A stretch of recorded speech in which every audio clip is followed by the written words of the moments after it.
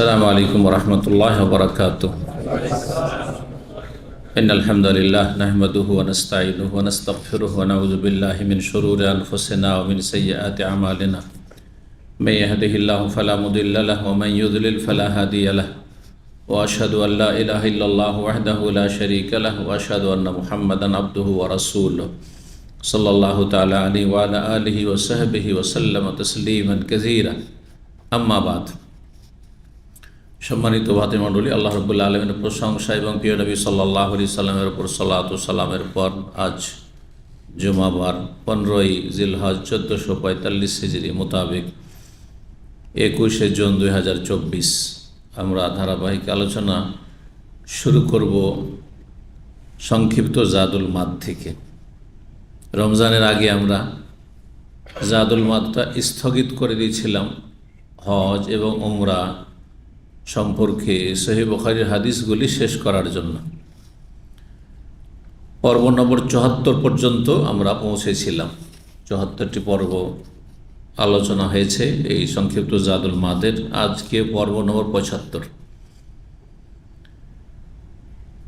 আজকের বিষয়বস্তু হচ্ছে প্রথম খলিফা রাশেদ আবু বকর সিদ্দিক রাদিয়াল্লাহু তাআলা আনহুর নেতৃত্বে হজ। রাসূলুল্লাহ সাল্লাল্লাহু আলাইহি ওয়াসাল্লামের হজের আগের বছর আবু বকর সিদ্দিক রাদিয়াল্লাহু তাআলা আনহুকে পাঠিয়েছিলেন হজের দায়িত্বশীল করে, এবং তার সাথে সহযোগী হিসাবে আলী রাদিয়াল্লাহু তাআলা আনহুকে পাঠিয়েছিলেন কিছু বিষয় নিয়ে। কারণ আরবদের মধ্যে এটা নিয়ম নীতিমালা চলে আসছিল যে কোনো কিছুর ঘোষণা যদি করতে হয় তাহলে যিনি প্রধান হবেন তিনি সরাসরি ঘোষণা করবেন, না হলে তার নিকট আত্মীয় হইতে হবে, তার আত্মীয় হইতে হবে। তো আত্মীয় তার সম্পর্কের দিক থেকে যদিও আবু বকর সিদ্দিক রাদিয়াল্লাহু তাআলা কুরাইশী, তিনিও কুরাইশ বংশের, কিন্তু দূরের আত্মীয়তা আর বৈবাহিক আত্মীয়তায় শ্বশুর জামাইয়ের সম্পর্ক। আলী রাদিয়াল্লাহু তাআলা আনহু সম্পর্ক হচ্ছে খুব কাছের, যে আপন চাচাতো ভাই, এবং তার সাথে জামাই শ্বশুরেরও সম্পর্ক এখানে।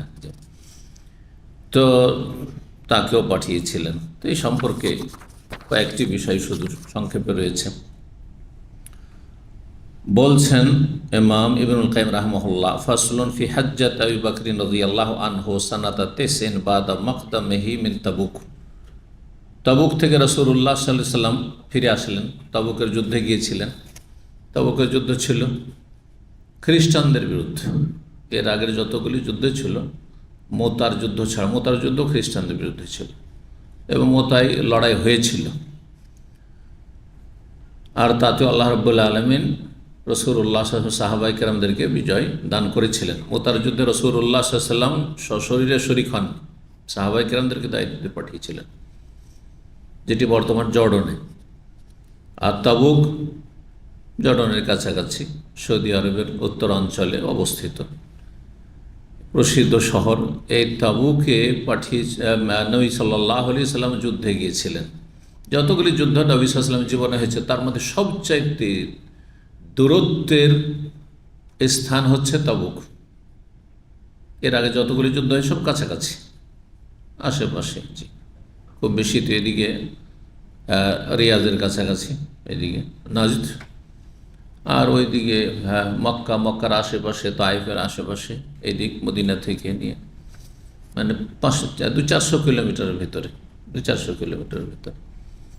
কিন্তু এই যুদ্ধ দীর্ঘ সফর করে গিয়েছেন রাসূলুল্লাহ সাল্লাল্লাহু আলাইহি ওয়াসাল্লাম সাহাবায়ে কেরামদেরকে নিয়ে, এবং আগে থেকে জানিয়ে দিয়েছিলেন যে কোন দিকে যাচ্ছে। আগের যুদ্ধগুলিতে জানাতেন না, এইটা রণকৌশল, যে উদ্দেশ্য কি আর কোন দিকে যাচ্ছি, কাদের বিরুদ্ধে লড়াই যাচ্ছি, এটা না জানিয়ে দেওয়া, যাতে শত্রুরা আগে থেকেই প্রস্তুতি না নিয়ে নিতে পারে, সতর্ক না হয়ে যায়, তখন বিজয় কঠিন হয়ে পড়বে।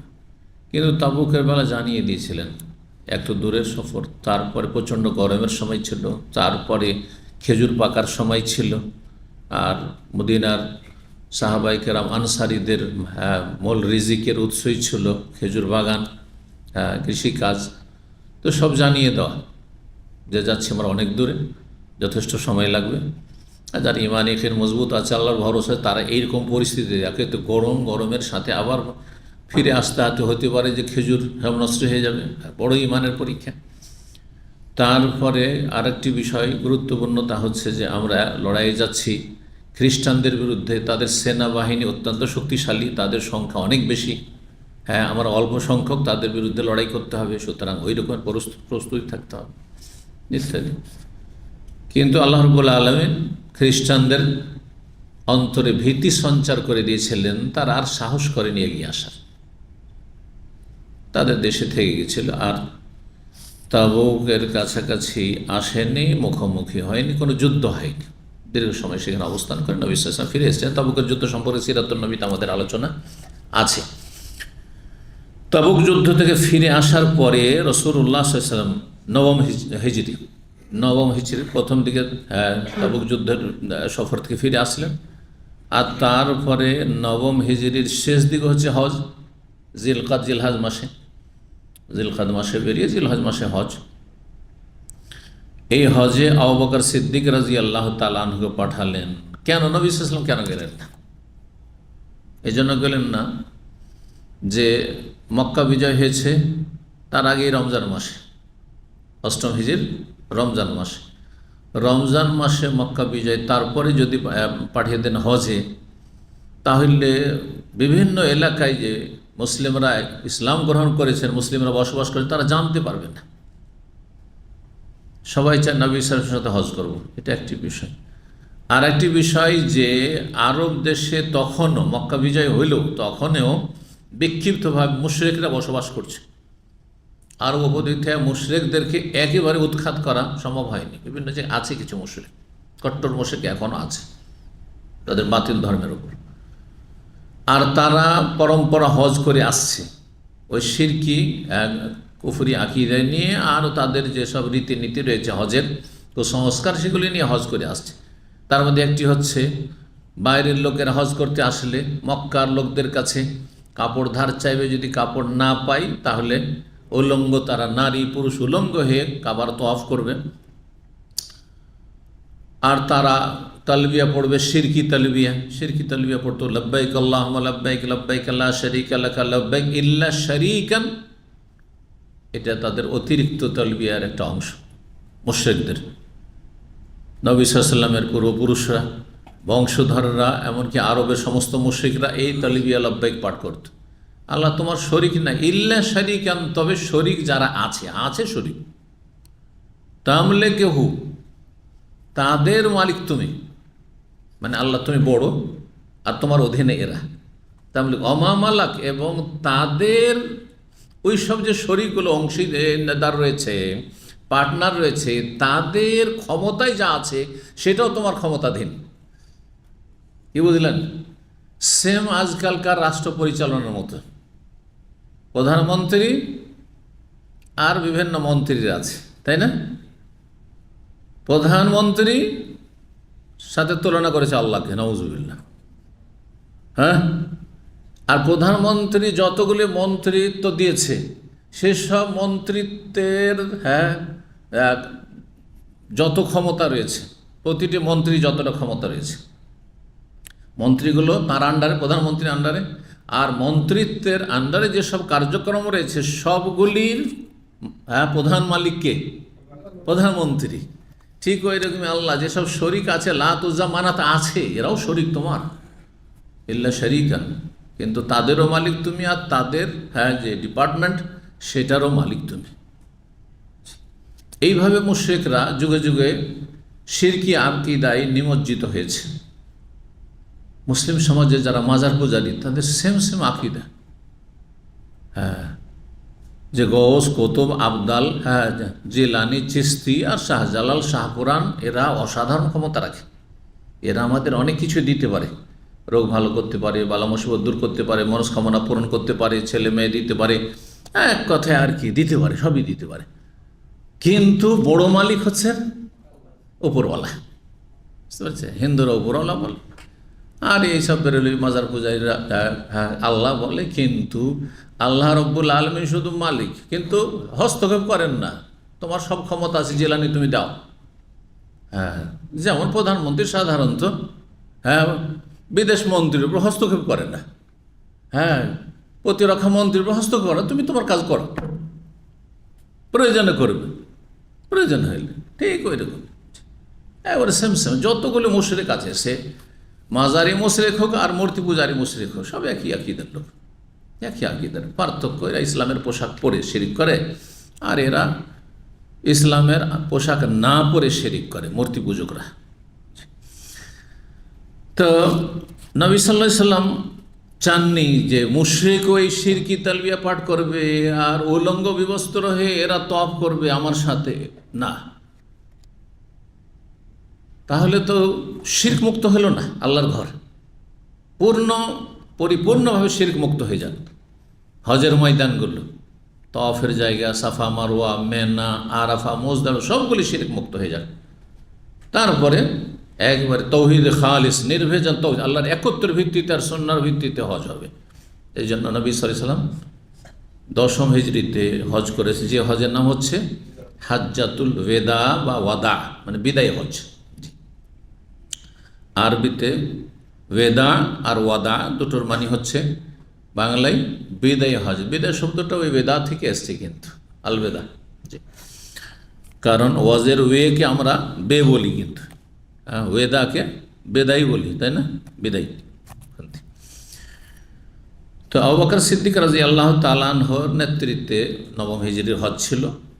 খারাজা বিসালাসে মিয়াতে রাজুল মিনাল মুসলিমিন, 300 জন মুসলিম সাহাবায়ে কেরামদেরকে নিয়ে বেরোলেন আবু বকর সিদ্দিক রাদিয়াল্লাহু তাআলা আনহু হজে, নবী সাল্লাল্লাহু আলাইহি ওয়াসাল্লামের নির্দেশে। ওয়া বাসামাহু রাসূলুল্লাহ সাল্লাল্লাহু বাদানা, তার সাথে রাসূলুল্লাহ সাল্লাল্লাহু আলাইহি ওয়াসাল্লাম নিজের 20টি উট কোরবানি হাদির জন্য পাঠালেন। হজে যাননি রাসূলুল্লাহ সাল্লাল্লাহু আলাইহি ওয়াসাল্লাম, কিন্তু আল্লাহর ঘরের উদ্দেশ্যে, হারামের উদ্দেশ্যে সেখানে গিয়ে আল্লাহর সন্তুষ্টির জন্য, আল্লাহর সান্নিধ্যের জন্য জবাই হবে, যাকে হাদি বলা হয়। নিজের বাড়ির কোরবানিকে উজিয়া বলা হয়, আর যেটি হারামের উদ্দেশ্যে নিয়ে যাওয়া হয় অথবা সেখানে খরিদ করে জবাই করা হয়, সেটা কি বলা হয়, হাদি। হজ উমরার সাথে সম্পর্কিত কোরবানিকে হাদি বলা হয় শরীয়তের ভাষায়। আর নিজের নিজের বাড়িতে জিলহজ মাসে যে কোরবানি হয় 10, 11, 12, 13 4 দিনের মধ্যে, এগুলোকে উযহিয়া বলা। সাধারণ মানুষ এই পার্থক্য বুঝে না, মনে করে যে হাজিদের কোরবানি, এখন তো উমরাকারীরা কোরবানি করেই না, তাই না, কোনো জায়গায় দমটম ভুল অজেব ছেড়ে দিল তখন ভিন্ন বিষয়। কিন্তু এক সময় ছিল যে উমরাতে গেল, নবী সাল্লাল্লাহু আলাইহি ওয়াসাল্লাম হুদায়বিয়াতে গিয়ে কী করেছেন, হাদি জবাই করেছেন। জি, 60টি পশুর কথা ওই এতে রয়েছে সিরাতে।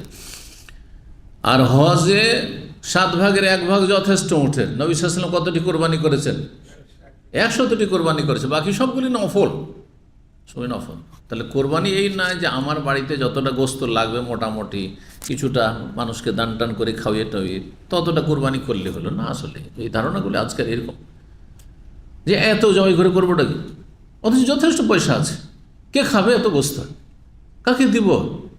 তো নবী সাল্লাল্লাহু আলাইহি ওয়াসাল্লাম 100টি কি কাকে দিবেন, হ্যাঁ কে খাবে? নবী সাল্লাল্লাহু প্রতিটি ওট থেকে একটু একটু করে কেটে, যাতে সন্ন্যত, নবী সাল্লাল্লাহু আমলটাই সন্ন্যত, যাতে প্রমাণিত হয় যে আপনার কোরবানি থেকে সামান্য হলে একটু খান, একটু কলিজা খান, হ্যাঁ একটু মগজি খান, একটু কিছু খান, একটা রান খান, সামান্য একটু করে নেন। প্রত্যেকটা পশু থেকে একটু একটু করে নবী সাল্লাল্লাহু আলাইহি ওয়াসাল্লাম কেটে নিতে বললেন, আর তারপর সেটাকে পাকানো হলো আর খেলেন রাসূলুল্লাহ সাল্লাল্লাহু আলাইহি ওয়াসাল্লাম, এবং তার ঝোল পান করলেন। হাদিস রয়েছে।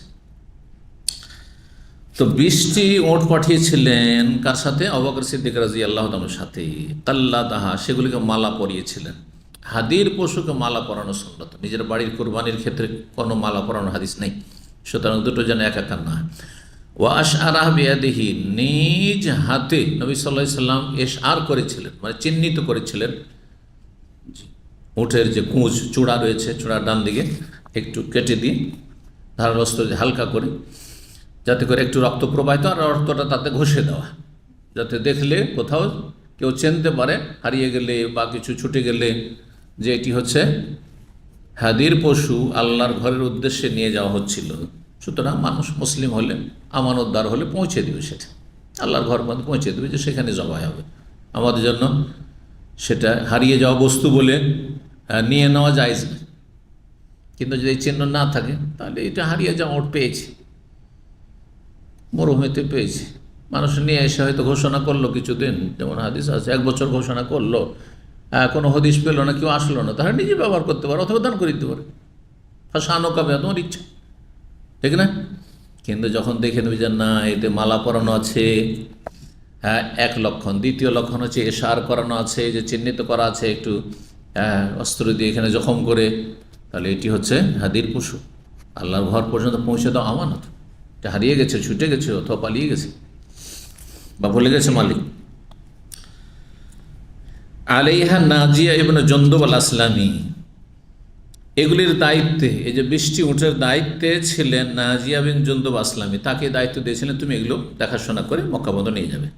ওয়াসাক আবু বকরিন খামসা বাদানাত, আবু বকর সিদ্দিক রাদিয়াল্লাহু 5টি উট নিয়ে গেছিলেন। আবু বকর সিদ্দিক ওমরায় হজে যাচ্ছেন, 5টি উট, নবী সাল্লাল্লাহু আলাইহি ওয়াসাল্লাম যাচ্ছেন না, তারপরেও জি। তাহলে আম্বিয়া রসুলগণের আমল, এবাদতের কোয়ালিটি এবং যতই বড় বিশিষ্ট ব্যক্তি হোক না কেন, নবী রসুল ছাড়া তাদের এবাদতে অনেক পার্থক্য রয়েছে। আজকাল কিছু বেয়াদব আছে, বেদাতি মোল্লা, বলছে আমরা যত নামাজ পড়ি নবী সাল্লাল্লাহু আলাইহি ওয়াসাল্লাম অত নামাজই পড়েনি। একটা শুনলাম ভিডিও ক্লিপ বেদাতির, কিন্তু বাংলাদেশে, ঠিক না? আর তুমি যদি প্রতি রাতে 300 রাকাত পড়ো, আর নবী সাল্লাল্লাহু আলাইহি ওয়াসাল্লাম কখনো 40 রাকাত, গোটা দিনে 24 ঘন্টার মধ্যে 40 রাকাতের বেশি পড়েননি, তবুও তার এবাদতের কোয়ালিটি, হ্যাঁ, তোমার 300 রাকাত 500 রাকাতের চাইতে অনেক ভালো, অনেক বেশি, এবং নেকি অনেক বেশি। কারণ এবাদতের বিভিন্ন দিক রয়েছে, তার মধ্যে সবচেয়ে গুরুত্বপূর্ণ দিক এবাদতের হচ্ছে কলবের অবস্থা, অন্তরের অবস্থা, খুশু। আপনি কোন অন্তর নিয়ে এই ভালো কাজটি করছেন, আর আমি কোন অন্তর নিয়ে করছি। একই কাজ, আপনি 100 রিয়াল দান করলেন, আমি 100 রিয়াল দান করলাম, যদি না দুটোই সমান হবে। ওটা আল্লাহ জানছেন যে সব দিক মিলিয়ে কার কলে লিয়াবুলুয়াকুম আইয়ুকুম আহসানু আমালা। আল্লাহ তো দুনিয়াতে পাঠিয়েছেন পরীক্ষা করার জন্য হায়াত মধ্যে, তোমাদের আমল কার সবচাইতে সংখ্যায় বেশি, না কি বলেছেন আহসানও বলেছেন, আকসারও বলেননি, কার আমল বেশি সুন্দর, বেশি সুন্দর। একটা সব কোয়ালিটি হচ্ছে অন্তরের দিক, কারণ এবাদতে প্রথম হচ্ছে অন্তর। আল্লাহ অন্তর আগে দেখেন, বাহ্যিক আমলের চাইতে অন্তরটা বেশি গুরুত্বপূর্ণ, অন্তরের অবস্থা, কলবের অবস্থা। তারপরে যে বাচনিক ইবাদত রয়েছে কথার দ্বারা, সেগুলিতে আপনি আস্তাগফিরুল্লাহ পড়ছেন, আমিও পড়লাম, দুটো তো সমান হইতে পারে না। আস্তাগফিরুল্লাহ কেউ এখান থেকে বের করছে, জবান দিয়ে বেরোচ্ছে, কিন্তু এখান থেকে বের করছে, আর কেউ শুধু এখান থেকে বের করছে, ওইদিকে নাই, নামে না তার, হ্যাঁ, হলকের নিচে, কণ্ঠলের নিচে না, ওর আস্তাগফিরুল্লাহ নামেই নেই। আস্তাগফিরুল্লাহ পড়তেও আছে, দেখবেন এই তসবি হাতে নিয়ে তসবির দানা তসবিও জপছে, আর এইদিকে অশ্লীল কথাও বলছে, মিথ্যা কথাও বলছে। দেখে চেহারা দেখে চেনা যায় না যে মুসলিম না মুসলিম, কিন্তু সবসময় তসবি হাতে। কিন্তু একজন মানুষ, তার বাচনিক ইবাদতের কোয়ালিটি আলাদা। তারপরে এবাদত, কর্মগত এবাদত, যে আমলগুলি করছে সেগুলির কোয়ালিটি, সেগুলি কত সুন্দর করে করছে এবং সুন্নাভিত্তিক হচ্ছে কিনা। একজন সুন্নাভিত্তিক সালাত আদায় করছে, আর একজন ব্যাস হয় বেদাত করছে, আর বেদাত না করলেও তাড়াতাড়ি আপনিও প্রতি রাকাতে 2 সেজদা, আমিও 2 রাকাত 2 সেজদা, আপনি 2 রাকাত মাগরিবের সুন্নাত পড়লেন, আমিও 2 রাকাত মাগরিবের সুন্নাত পড়লাম। কিন্তু একজনের নামাজ একবারে নাকরাতুন কা নাকরাতিল গোরাব, যেমন হাদিস আছে, কাকে ঠোকর দেওয়ার মতো, ব্যাস সেজদায় পড়লেন, উঠলেন, যা পড়ার পড়লেন। আর একজন সিজদা পড়েছে, তো উদ্দেশ্য হচ্ছে আমি আল্লাহর সান্নিধ্য লাভ করব, ওয়াসজুদ ওয়াক্তারিব, সিজদার মাধ্যমে আল্লাহর কাছাকাছি হব। আল্লাহ বলছেন ওয়াসজুদ, সিজদা করো, এবং ওয়াক্তারিব, আল্লাহর নৈকট্য অর্জন করো। তো সিজদার মাধ্যমে আল্লাহর কাছাকাছি, যে কাছাকাছি যাওয়ার চেষ্টা করে সে তাড়াহুড়া করবে, কাছাকাছি হওয়ার জন্য আপনি নামাজ পড়বেন। অধিকাংশ মানুষ আজকাল নামাজ পড়ছে কিসের জন্য? সংখ্যা পূরণের জন্য। তাড়াতাড়ি নামাজটা সেরে নিন, অন্য না আরও ব্যস্ততা আছে, ও তাড়াতাড়ি সংখ্যা সারছে শুধু। আর একজন নামাজে লেগেছে, তো ছাড়তে ইচ্ছা হয় না, শেষ করতে ইচ্ছা হয় না, শেষ দিতে উঠতে ইচ্ছা হয় না, তেলাওয়াত করে মন ভরে না, আরও তেলাওয়াত করতে মন চাইছে, ইত্যাদি ইত্যাদি। তো যাই হোক, আম্বিয়া রসুলগণের সাথে কারও তুলনা করা চরম ধৃষ্টতা, বেয়াদবি।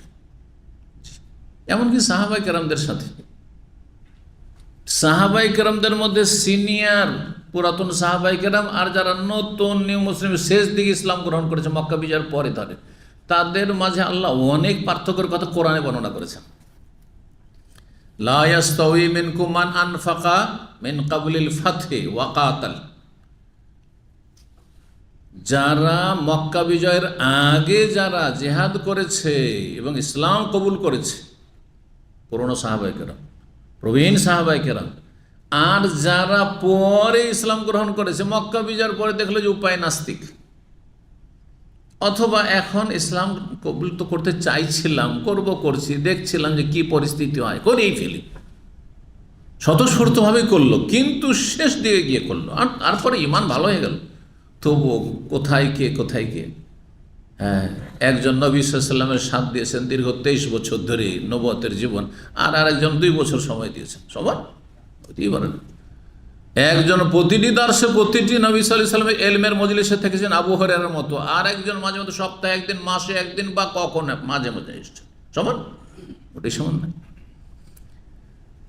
ওয়াকুল্লা ওয়াদাল্লাহুল হুসনা, তবে সবার সাথে আল্লাহ জান্নাতের ওয়াদা করেছেন, হুসনা জান্নাতের একটি নাম, অথবা কল্যাণের মঙ্গলের ওয়াদা প্রতিশ্রুতি দিয়েছেন যে সাহাবাই কেরাম, হ্যাঁ, আল্লাহ তাদের উপরে সন্তুষ্ট, তারাও আল্লাহর উপর সন্তুষ্ট, এবং তারা জান্নাতে ইনশাআল্লাহ। কিন্তু পার্থক্য অনেক রয়েছে।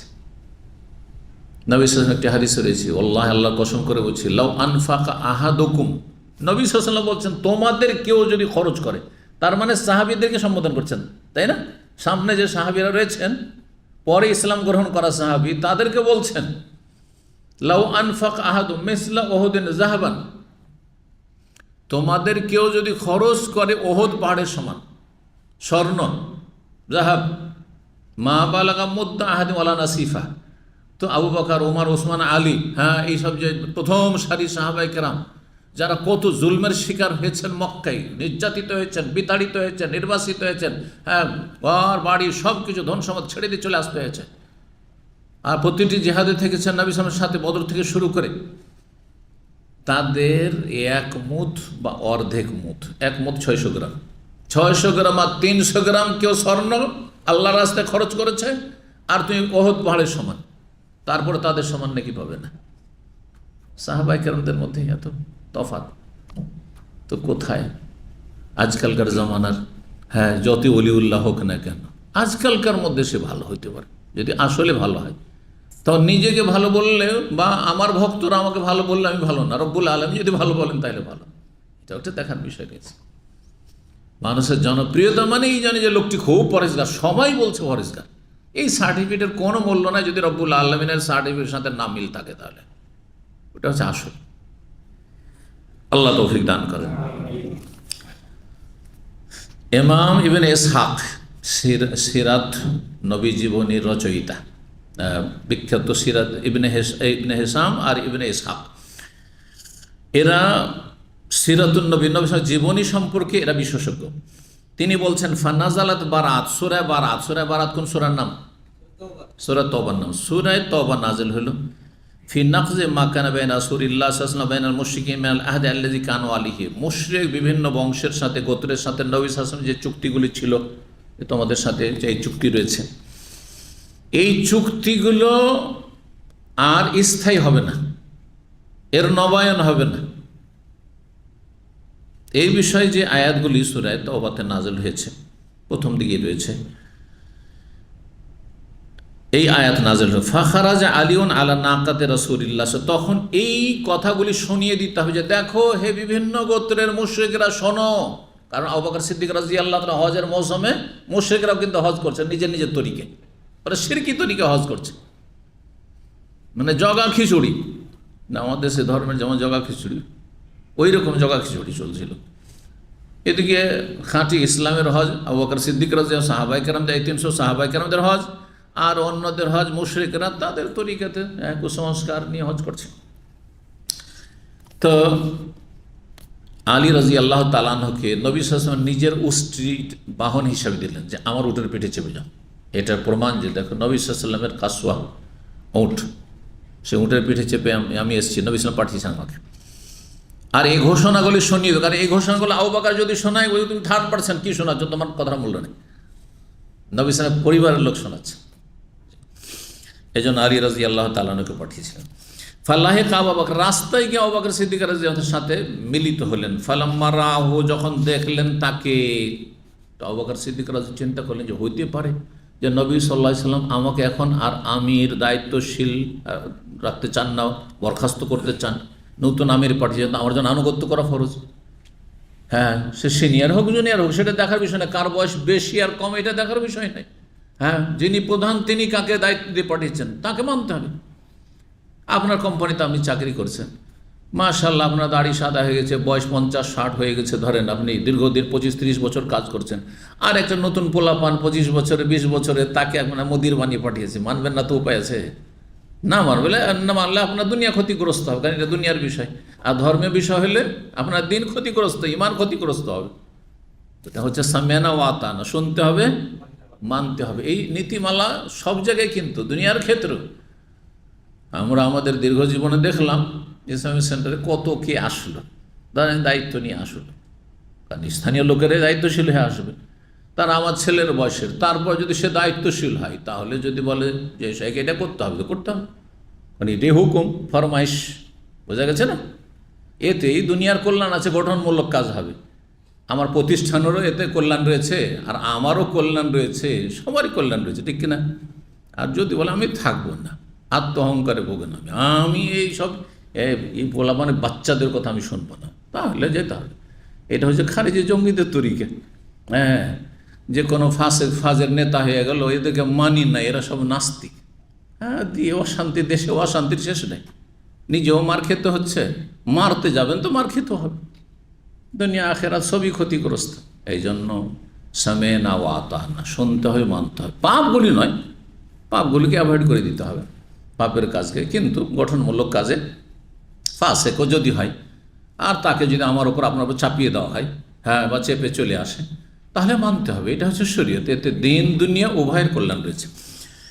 জিজ্ঞাসা করলেন আমির নাও মামুর, আপনি আমির হয়ে এসছেন না মামুর হয়ে? আমির মানে নেতা, আর মামুর মানে যে নেতার যে অধীনে, যার ওপর হুকুম চলবে অন্যের। কালা বাল মামুর, আলী রাজ বলছেন না, আমি মামুর হয়ে এসেছি আপনার অধীনে, আমি আমির হয়ে আসিনি। বাসানি রাসূলুল্লাহ সাল্লাল্লাহু আলাইহি ওয়াসাল্লাম, রাসূলুল্লাহ আমাকে পাঠিয়েছেন আকরাও বারাআতান আলান নাস, জনগণকে শুনিয়ে দেব হজের ময়দানগুলিতে, মেনা আরাফে মুজদালিফায় এই সূরা তওবার ঘোষণাগুলি।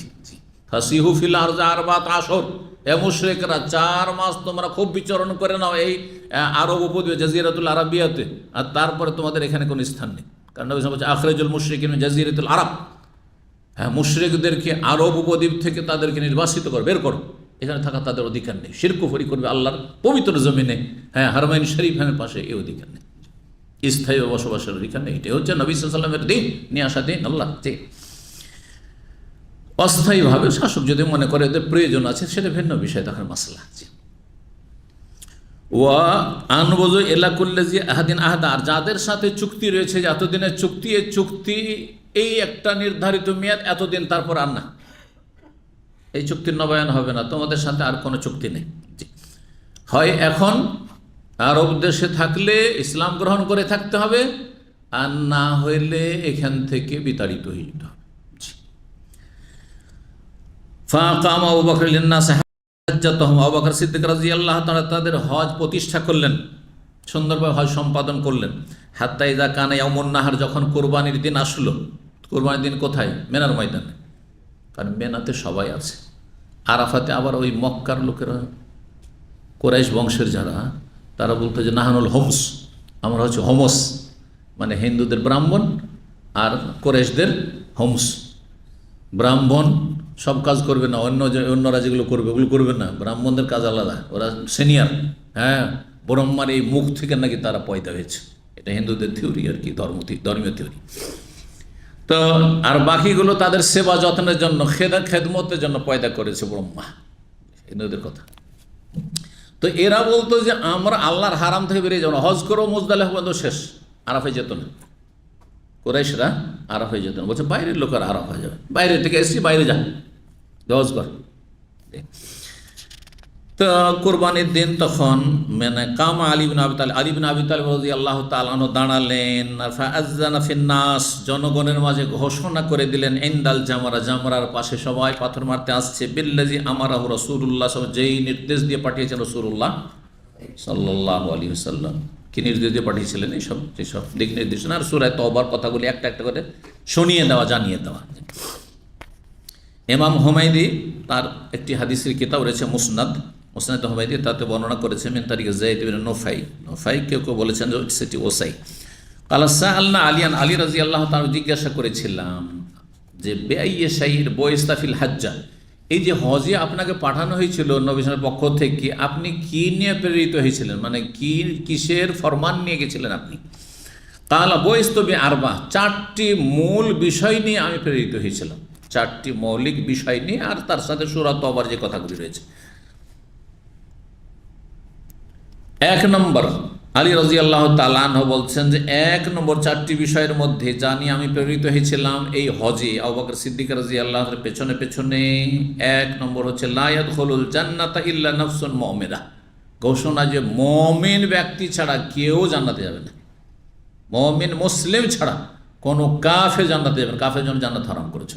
সুতরাং ইহুদি, খ্রিস্টান, হিন্দু, বৌদ্ধিস্ট, এক কথায় মুসলিম ছাড়া, আর এমন মুসলিম যে বড় শিরক মুক্ত, বড় কুফরি মুক্ত, ঈমান ভঙ্গকারী বিষয় থেকে মুক্ত, তার মধ্যে ঈমান ভঙ্গকারী বিষয় না, কারণ ঈমান ভঙ্গ করে দিলে সে মুরতাদ হয়ে গেল, হ্যাঁ ইসলাম বিমুখ হয়ে গেল, বহিষ্কৃত হয়ে গেল।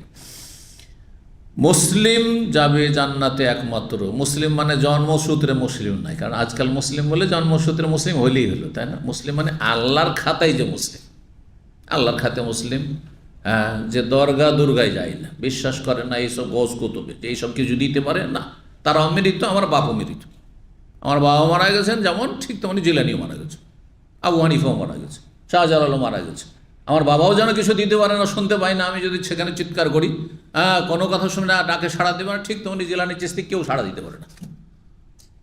আমওয়াতুন গায়রু আহিয়া, আল্লাহ বলছেন তারা মৃত, তারা জীবিত নয়। ওমা ইয়াশউরুন আইয়ান, তারা জানেও না যে তাকে কখন উঠানো হবে, তারাই কখন উঠবে হাসরের মাঠে, সেটাই তারা জানে না, খবর রাখে না, নিজের খবর নিজে রাখে না। মায়ামিলকুনা মিন কিতমির, খেজুরের আঁঠির ওপর যে ওই সাদা হালকা আবরণ, সেইটারও মালিক না, সেটাও দিতে পারে না। তো ঘোড়ার ডিম কী দিবে? কোনো কিছু ক্ষমতা রাখে না। যদি কেউ মনে করে সামান্য কিছু দিতে পারবে, সামান্য কিছু তারা আমার জানতে পারবে, আমার কথা শুনছে, আমার ডাকে সাড়া দিতে পারবে, তাহলে সে মুশরিক, মুসলিম নয়। সে কোনো মুসলিম ছাড়া জান্নাতে যাবে না। যে একেবারে নামাজ পড়েন না সে মুসলিম নয়। এই নয় যে শুধু ইসলাম লা ইলাহা ইল্লাল্লাহ জন্মসূত্রে পেয়েছে মুসলিম, ইসলাম টিকাতে হলে 5 ওয়াক্ত নামাজই হইতে হবে। বিশেষ করে একেবারে যে নামাজ পড়েন না সে মুসলিম নয়, এতে কোনো সন্দেহ নেই। এবং এটি সাহাবা কেরামদের ইজমা, কখনো পড়ে কখনো পড়েন না, 3 ওয়াক্ত পড়ে, 2 ওয়াক্ত পড়ে, 4 ওয়াক্ত পড়ে, মাঝে মাঝে 5, মাঝে মাঝে 2, এদের সম্পর্কে জটিল ইখতিলাফ রয়েছে। সিংহভাগ যারা কাফেরও বলেছেন বেনামাজিকে, তারা বলছেন যে তাকে একেবারে বেনামাজি বলা যাবে না, সুতরাং সে কাফের নয়, তবে কুফরির সম্ভাবনা তার রয়েছে। আর আরেক দল বলছেন যে না, 1 ওয়াক্ত ছাড়লেই কাফের হয়েছে। যেমন শেখ হোসেন রাহমাহুল্লাহ নামাজ তাকের বিধানে তিনি এটি বলতে চেয়েছেন যে যখন 1 ওয়াক্ত ছাড়ো সে কাফের হয়ে গেল, আবার নামাজ পড়লো, ইসলামে ফিরে আসলে গণ্ডিত, তাহলে ইসলাম গণ্ডিতে আসছে বেরিয়ে যাচ্ছে, আসছে বেরিয়ে যাচ্ছে। জানি না কোন সময় হাসর হয়, তার মরণ হয়তো এমন সময় আসলো রাত্রে মরল, হ্যাঁ এশা না পড়ে শুয়েছে, অথবা তার নিয়ত আছে কিন্তু ফজরে তো উঠবো না, জীবনে উঠবো না, তাহলে কুফরি নিয়েই শুয়েছে, ওতেই মরল, সে কুফরের উপর সে মরল। আল্লাহ হেফাজত করুন, মুসলিমদেরকে বিষয়টি বোঝার তৌফিক দান করুন। কমপক্ষে 5 ওয়াক্ত 17 রাকাত নামাজ পড়ে ইসলামটা টিকান, সোজা কথা। আর এটি আত্মীয় স্বজনকে জানান, যারা জানে না মূর্খ বা জানার চেষ্টা করে তাদেরকে জানান। যাতে করে ওয়ালা তামুতুন্না ইল্লা ওয়া আনতুম মুসলিমুন, কমপক্ষে মুসলিম হয়ে তো মরো, মুসলিম হয়ে তো মরো। এক নম্বর বিষয় ছিল যে একমাত্র মুমিন মুসলিম জান্নাতে যাবে। ওয়ালা ইয়াতুফু বিল বাইতি উরিয়ান, আর বাইতুল্লাহর তওয়াফ কোনো উলঙ্গ ব্যক্তি করবে না, উলঙ্গ অবস্থায় তওয়াফ করবে না, এটা চলবে না আগামী বছর। এবার যা হইল হইল, আগামী বছর এটা চলবে না, ঘোষণাটি আগামী বছরের জন্য। কারণ 10 তারিখ ঘোষণা হয়, তার আগে তো তওয়াফ করার করে নিয়েছে, যে অবস্থায় করেছে। ওয়ালা ইয়াস্তামি মুসলিমুন ওয়া কাফিরুন ফিল বাইতিল হারাম বাদা আমিহি হাজা, এই বছরের পরে আগামী বছর মুসলিম কাফের একসাথে হইতে পারবে না এই বাইতুল্লাহিল হারামে, আল্লাহ সম্মানিত ঘরে। অর্থাৎ একমাত্র মুসলিম এখানে তওয়াফ করতে আসবে, আর কেউ কুফরি অবস্থায় আসতে পারবে না। এই মক্কায় প্রবেশের জন্য ভিসা পাসপোর্ট হচ্ছে লা ইলাহা ইল্লাল্লাহ, লা ইলাহা ইল্লাল্লাহ। কোন একজন বড় অমুসলিম নেতার কথা শুনেছি, জানি না কোন বইয়ের রেফারেন্স, যেহেতু জানা নাই যেন শুনেছি বললাম, শোনা কথা বর্ণনা করছি। সে সৌদি আরব এসেছিল, সৌদি আরব রাজধানী তো রিয়াদ আসতে তো কোনো বাধা নেই। তারপরে সে আগ্রহ প্রকাশ করেছিল, আজকে থেকে 50-60 বছর আগের ঘটনা, আগ্রহ প্রকাশ করেছিল খুব, যে আমার খুব মনের ইচ্ছা যে আমি একটু মক্কা ভিজিট করে আসবো। তা বলছি খুব সহজ, একটা পাসপোর্ট লাগবে, সেটা হচ্ছে লা ইলাহা ইল্লাল্লাহ, আশহাদু আল্লা ইলাহা ইল্লাল্লাহ ওয়া আশহাদু আন্না মুহাম্মাদুর রাসূলুল্লাহ। সে পড়েননি, তাকে ঢুকতে দেওয়া হয়। জি, তো তৃতীয় বিষয় ছিল তাহলে এটি, তাই না? মুসলিম আর কাফের আগামীতে আল্লাহর ঘরে একত্রিত হইতে পারবে না। ওমান কানা বাইনাহু ওয়া বাইনান নবী আহাদুন ফাআহাদুহু ইলা মুদ্দাতিহি, আর যদি কারো চুক্তি থাকে নবী সাল্লাল্লাহু আলাইহি ওয়াসাল্লামের সাথে, তাহলে এই চুক্তি এলা মুদ্দাতিহি, সেই সময়সীমা পর্যন্ত, কতদিনের চুক্তি রয়েছে তার সাথে, কতদিনের চুক্তি রয়েছে। আর তারপর আর কোনো চুক্তি, নিরাপত্তার চুক্তি নেই, তখন যে কোনো সময় যদি প্রয়োজন হয় অ্যাকশন হইতে পারে, ইমাম ইবনে ইসহাক বলেন, লাম্মা ফাতাহ রাসূল মক্কাতা, যখন মক্কা বিজয় করলেন রাসূলুল্লাহ সাল্লাল্লাহু আলাইহি ওয়াসাল্লাম, ফারাগা মিন তাবুক, আর তারপরে তাবুক, মক্কা বিজয় হলো 8ম হিজরি রমজান মাসে মক্কা বিজয় হয়েছে। এই ইসলামের ইতিহাসের বড় দুটো যুদ্ধ হয়েছে মাহে রমজানে। মাহে রমজান মানে এই নয় যে খেয়ে দিয়ে শুধু সেহারি খাবেন আর ঘুমাবেন, আর না খেয়ে পড়ে থাকবেন সারাদিন ঘরে, না। নবী সাল্লাল্লাহু আলাইহি ওয়াসাল্লাম বদরের যুদ্ধ করেছেন রমজানে, আর মক্কা বিজয় রমজান মাসে, মক্কা বিজয়ের সফর। তো তাবুক, তারপরে তাবুক হলো মক্কা বিজয় থেকে ফিরে যাওয়ার পরে, আর তাবুক থেকে ফিরে আসার পরে ও আসলামাত সাকিফুন, সাকিফ বংশ, এরা তায়েফের দুর্দান্ত বংশ ছিল, বড়ই দুর্দান্ত শক্তিশালী বংশ ছিল, আর এত কট্টর কাফের ছিল যে এদের বিরুদ্ধে তায়েফের অবরোধ করে তাদেরকে স্যারেন্ডার করানো সম্ভব হয়নি। নবী সাল্লাল্লাহু আলাইহি ওয়াসাল্লাম ফিরে চলে গেছিলেন, যায় পারা যাবে না, এরা দুর্গের মধ্যে সুরক্ষিত হয়ে মুসলিম সাহাবায়ে কেরামদের আক্রমণ চালাচ্ছে। দুর্গ থেকে এদের নামানো সম্ভব হয় না, দুর্গে যথেষ্ট তাদের খাদ্য পানি রসদের ব্যবস্থা তারা করে নিয়েছে, সুরক্ষিত করে নিয়েছে। যে 15 দিন বা তারও বেশি সময় তাদের অবরোধ করে ঘেরাও করেও তাদেরকে নামানো সম্ভব হয়নি সেখান থেকে। নবী সাল্লাল্লাহু আলাইহি ওয়াসাল্লাম হুনাইনের যুদ্ধের পরে সেখান থেকে, তখন তায়েফের যুদ্ধে কিছুদিন অবরোধ রেখে চলে গেছিলেন সেখান থেকে। পরে আল্লাহ তাদেরকে হেদায়েত করল। কট্টর যারা, তারা সহজে হেদায়েত হয় না, যদি হেদায়েত হয়ে যায় তা আবার ইসলামে এসেও কট্টর হয়ে যায়, তাই না? তো এই সাকিফ বংশ, আসলামাত সাকিফ বংশ ইসলাম গ্রহণ করলো। ফাবায়াতুহু, নবী সাল্লাল্লাহু আলাইহি ওয়াসাল্লামের সাথে আমি বায়াত করলাম, বলছেন। তারপরে বলছেন যে জারাবাত এলাইহি ওফুদুল আরব মিন কুল্লি ওয়াজহিন, যখন মানে যে শক্তিগুলো বাতের শক্তি ছিল বা ইসলাম বিরোধী শক্তি ছিল, সেগুলি সব নির্মূল হয়ে গেল। মক্কা একটা ঘাঁটি ছিল কাফেরদের, সেটা শেষ হয়ে গেল মক্কা বিজয়ের মাধ্যমে। তাবুক পর্যন্ত গেলেন রাসূলুল্লাহ সাল্লাল্লাহু আলাইহি ওয়াসাল্লাম, তাও খ্রিস্টান এত বড় শক্তি, তখনকার যুগে আপনার রোমান শক্তি, বড় শক্তি, একটি পরাশক্তি, তার বিরুদ্ধে জেহাদের জন্য হিম্মত করে সাহাবায়ে কেরাম যাচ্ছেন, এরও একটা প্রভাব পড়ল, দাপট, যারা ছড়িয়ে ছিটে কিছু কাফের মুশরিক ছিল তাদের ওপর, যে না রে, এরা এত শক্তিশালী হয়েছে যে একটা বড় শক্তির বিরুদ্ধে, রোমানদের বিরুদ্ধে, খ্রিস্টানদের বিরুদ্ধে লড়াইয়ের জন্য এত দূর তাবুক পর্যন্ত যেতে পেরেছে। তারপরে তায়েফের এই যে কট্টর এই সাকিব বংশ ছিল দুর্দান্ত বংশ, এবং এরা তীর চালাতে বড়ই পটু ছিল। তো এরাও নরম হয়ে গেল, এরাও ইসলাম গ্রহণ করলো। তাহলে আর আরব উপদ্বীপে ছড়িয়ে ছিঁড়ে দু চারটা কিছু মুশরিক থাকা ছাড়া কোনো শক্তি থাকলো না যে তারা প্রতিরোধ গড়ে তুলবে, নবী সাল্লাল্লাহু আলাইহি ওয়াসাল্লাম সাহাবায়ে-কেরামদের বিরুদ্ধে লড়াই করতে হিম্মত করবে, আর কোনো শক্তি থাকলো না। তখন আরবদের যত প্রতিনিধি ছিল চারিদিকে মিনকুল্লি, চারিদিক থেকে ছুটে আসা শুরু করলো, দ্রুত ছুটে আসা শুরু করলো, লাইন ধরে নিল মদিনায়, আসে আর দলে দলে এসে ইসলাম গ্রহণ করে। এইদিকে ইঙ্গিত করা হয়েছে সূরায়ে নাসরে, ইজা জা নাসরুল্লাহি ওয়াল ফাতহু ওয়া রাআইতান নাসা ইয়াদখুলুনা ফি দীনিল্লাহি, আল্লাহর দিনে তারা প্রবেশ করছে, দীক্ষিত হচ্ছে, আফওয়াজান মানে দলে দলে, একটা দুটো করে নয়, 10টা 5টা করে নয়, শত শত আসছে, হাজারে হাজার আসছে, গোটা বংশ উঠে আসছে আর মুসলমান হয়ে যাচ্ছে। এখন সময় শেষ হয়ে গেছে হে নবী সাল্লাল্লাহু আলাইহি ওয়াসাল্লাম, যখন দলে দলে সবাই ইসলাম গ্রহণ করছে, তার মানে সবাই সারেন্ডার করেছে, আর কোনো ক্ষমতা তাদের নেই। সুতরাং এখন তুমি আখিরাতের প্রস্তুতি নাও, ফাসাব্বিহ বিহামদি রাব্বিকা ওয়াস্তাগফির, আখিরাতের পাথেয় সঞ্চয় করা শুরু করো। দুনিয়ার কাজ শেষ, তোমার ডিউটি শেষ, মিশন যে দাওয়াতি মিশন সেটা সমাপ্ত হতে যাচ্ছে। সূর্য ডুবতে যাচ্ছে, আল্লাহু আকবার। প্রতিটি মানুষের সূর্য ডুববে, আমার আপনার সবার একসময় হবে সূর্য ডুববে, দুনিয়া থেকে বিদায় নিতে হবে। আল্লাহ যেন ভালো অবস্থায় আমাদেরকে নেন। তো বলছেন যে ফাজাকারা, এই যে বিভিন্ন ওয়াফদগুলো মানে প্রতিনিধি দলগুলি দুই রকম ছিল। প্রথম দিকে যে যারা এসছে, কিছু কিছু প্রতিনিধি দল এসছে যারা কুফরি অবস্থায় এসছে নবী ইসলামের সাথে কথোপকথনের জন্য, কথা বলার জন্য, ইসলাম সম্পর্কে জানার অথবা ইসলামের বিরুদ্ধে তাদের যে সংশয়গুলি রয়েছে সেগুলো উপস্থাপনার জন্য। যেমন নাজরানের খ্রিস্টানরা এসছে, খ্রিস্টান অবস্থায় এসছে, কেউ কেউ ইসলাম গ্রহণ করেনি, চলে গেছে। আর মক্কা বিজয়ের পরে যে উফুদগুলো এসেছে বেশিরভাগ তারা ইসলাম গ্রহণ করেছে। বানু তামিমের প্রতিনিধি দল, বানু তামিম দল এই মাজমা জুলফি এই আশেপাশে এই এলাকাগুলিতে, এই এলাকাগুলিতে জালাজেল, ছোটো ছোটো শহরগুলি আছে না, রিয়াজ থেকে যখন যেতে লাগবেন কাসিমের দিকে অনেকগুলি ছোটো ছোটো ডানে বামে কিন্তু শহর আছে, এই অঞ্চলটা ছিল তামিম বংশের। ওয়াফদে তাই বংশ হাইলের দিকে তাদের অবস্থান।